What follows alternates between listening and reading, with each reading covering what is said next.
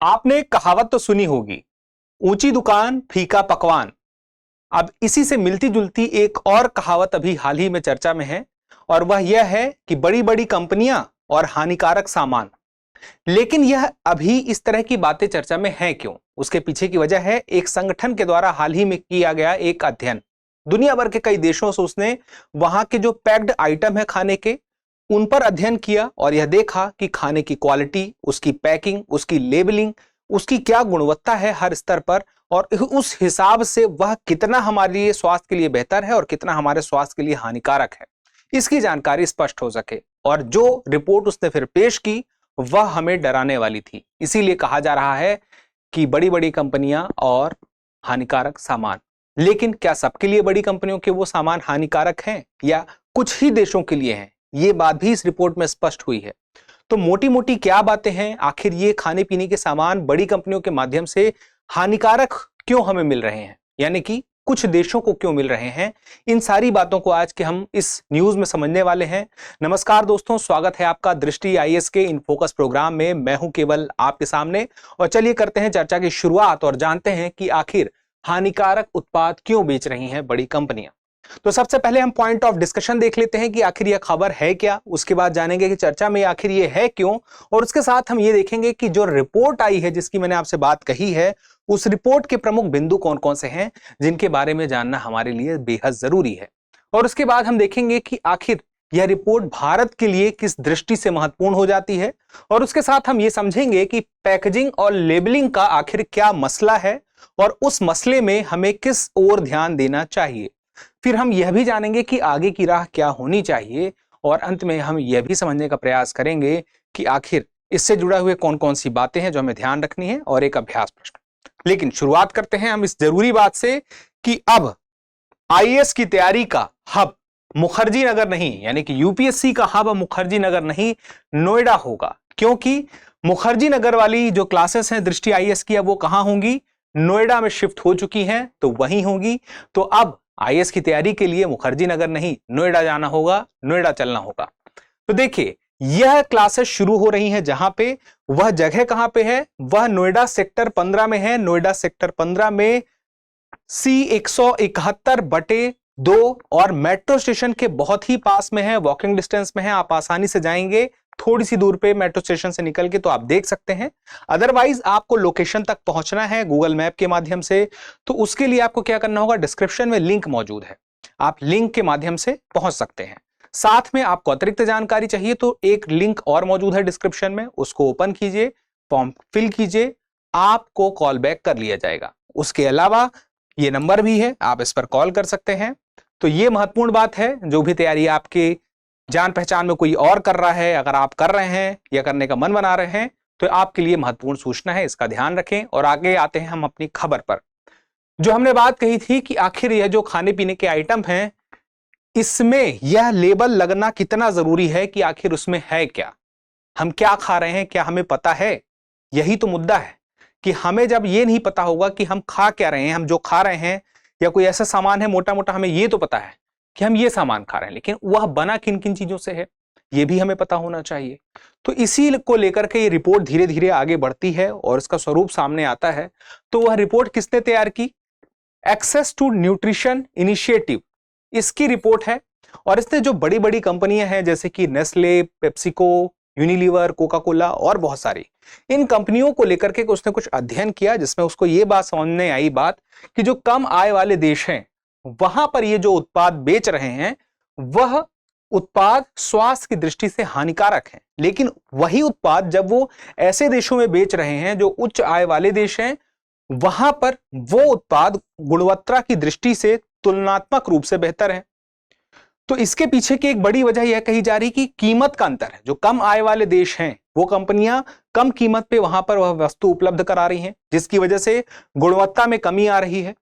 अब जहां पे कीमत ज्यादा लोग चुका सकते हैं, यानी कि जिनकी इनकम ज्यादा है, वहां पे कीमत ज्यादा होने की वजह से गुणवत्ता बेहतर मिल रही है।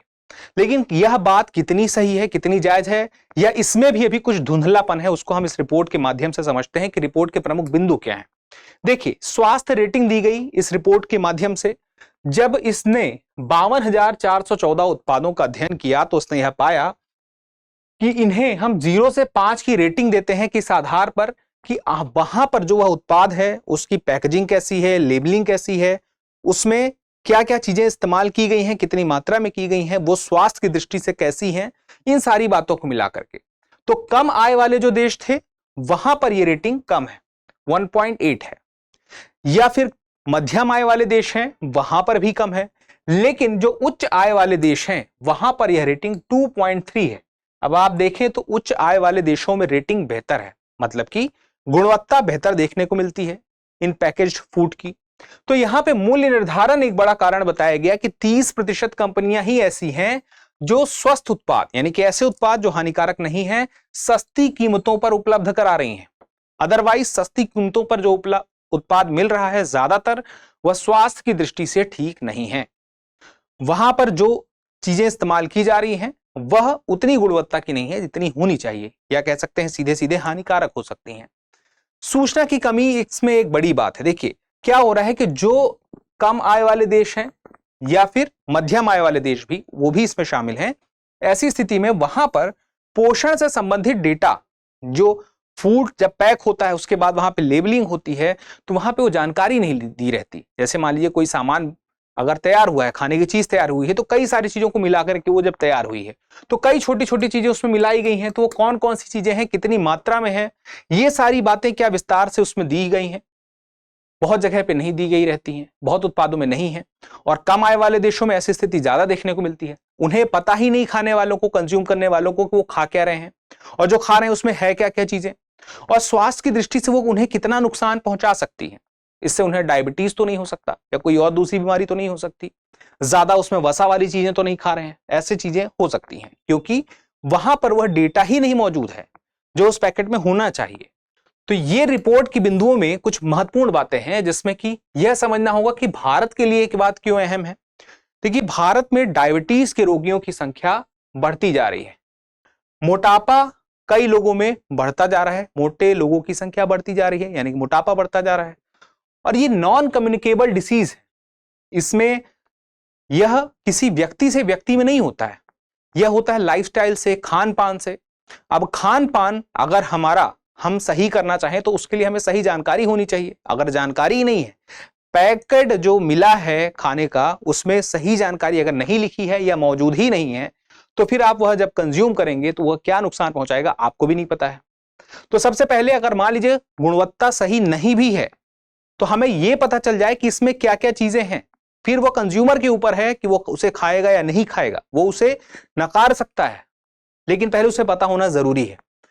फिर यहां पे यही बात है कि एप्रोप्रिएट डाइट्स यहां पर देश में नहीं देखने को मिलती हैं, तो क्योंकि वह गुणवत्ता ही नहीं मेंटेन की जा रही है ज्यादातर उत्पादों में। जबकि वही प्रोडक्ट अगर यूरोप में बिक रहा है तो वहां पे गुणवत्ता मेंटेन की जा रही है।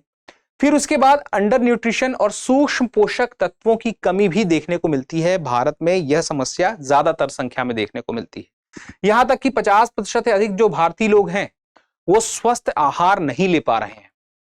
तो ऐसी स्थिति में जिस देश में इतनी सारी समस्याएं हैं वहां पर एक समस्या जिसका समाधान हो सकता है, जिसमें कुछ ध्यान देने वाली बात है बस, और उसके अलावा कुछ भी नहीं है, कि जो पैकेट तैयार किया जा रहा कोई भी खाने का, वहां पर उसकी गुणवत्ता क्या है, उसमें क्या क्या चीजें हैं, कितनी मात्रा में है, जैसे कि अगर चीनी है या वसा है तो कितनी मात्रा में, ये सब वहां पे लिखा हो, उस पैकेट में लिखा हो। और उसके बाद जागरूक नागरिक स्वयं तय करे कि वह इसका कंज्यूम करेगा या नहीं करेगा।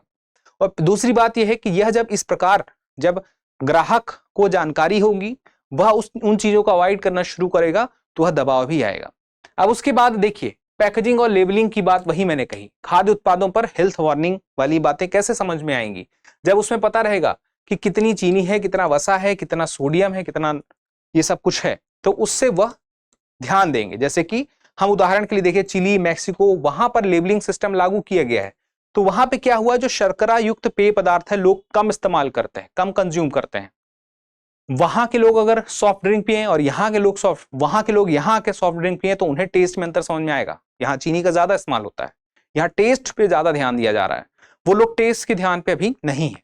तो ये सारी रिपोर्ट की बातें बताती हैं। सबसे पहले तो जरूरी है कि जानकारी पैकेट में मौजूद हो, तो ऐसे में पैकेजिंग और लेबलिंग सही होनी चाहिए। आगे की राह हम देखें तो स्वास्थ्य के लिए बेहतर उत्पादों को सस्ती कीमतों पर उपलब्ध कराना, और सही लेबलिंग सिस्टम लागू करना, ये दोनों चीजें जरूरी है। पहली बात तो ये भी जरूरी है कि अनावश्यक कीमत वृद्धि ना हो अगर गुणवत्ता का सामान दिया जा रहा है, और दूसरी बात यह प्रयास हो कि लेबलिंग हो, लिखा हो कि उत्पाद में कौन कौन सी चीजें हैं।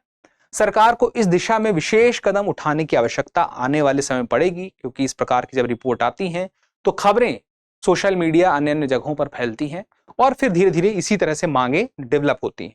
तो लोगों को स्वस्थ जीवन जीने के लिए एक बेहतर विकल्प मिल सके, इस दिशा में प्रयास करने की आवश्यकता तो है ही। अब FSSAI के बारे में हाल ही में कुछ समय पहले हमने चर्चा की थी कि वह भी इसी दिशा में कार्य करता है कि जो ग्राहक है उसे उचित गुणवत्ता का खाद्य पदार्थ मिल सके। तो उसके लिए वह भी अलग प्रकार से प्रयास करता है, मानक तैयार करता है, लाइसेंस देता है, और भी इसी प्रकार के अन्य प्रयास करने की आवश्यकता है। जैसे कि 2006 में यह कानून आया, 2008 में इसकी स्थापना हुई, इसके पहले तो यह नहीं था, उसके पहले बहुत अलग अलग कानून थे। तो समय के साथ जब हमने बहुत सारी चीजों में सुधार किया है, तो इस रिपोर्ट के आधार पर जो समस्या है उस पर भी आगे आने वाले समय में देखते हैं क्या चीजें देखने को मिलती हैं। इसका कार्य भी आपको पता है, हमने इस पर चर्चा की है। तो फिलहाल के लिए इतनी बातें महत्वपूर्ण थी, लेकिन अब यह जानना जरूरी है कि यहां पर जितना भी हमने अभी देखा है उसमें क्या क्या बातें महत्वपूर्ण थी कि जो कम आय वाले देश हैं और या मध्यम आय वाले देश हैं, वहां पर बड़ी कंपनियों के उत्पाद जो यूरोप में मिलते हैं उसकी तुलना में कम गुणवत्ता के होते हैं। एक मुद्दा तो ये था। दूसरा ये था कि पैकेजिंग और लेबलिंग नहीं होती सही तरीके से, जानकारी नहीं मिलती है कि आखिर इस खाने के पदार्थ में कौन कौन सी चीजें कितनी मात्रा में मिली हुई हैं, जैसे कि चीनी या वसा या सोडियम वगैरह। अब उसके बाद आगे आ जाते हैं और देखते हैं एक अभ्यास प्रश्न। भारतीय खाद्य संरक्षा एवं मानक प्राधिकरण FSSAI की स्थापना कब हुई थी? 2006, 8 या फिर 10 या 14? तो बहुत ही आसान सवाल है। इस सवाल का जवाब आप जरूर दीजिएगा, क्योंकि जब आप जवाब देते हैं तो हमें और बेहतर करने की प्रेरणा मिलती है। फिलहाल के लिए इतना ही, जल्दी मिलते हैं अगले एपिसोड में। तब तक के लिए स्वस्थ रहें, मस्त रहें, पढ़ते रहें। धन्यवाद। डियर व्यूअर्स, अपने एग्जाम की तैयारी को और बेहतर करने के लिए हमारे चैनल को लाइक, शेयर और सब्सक्राइब करना न भूलें।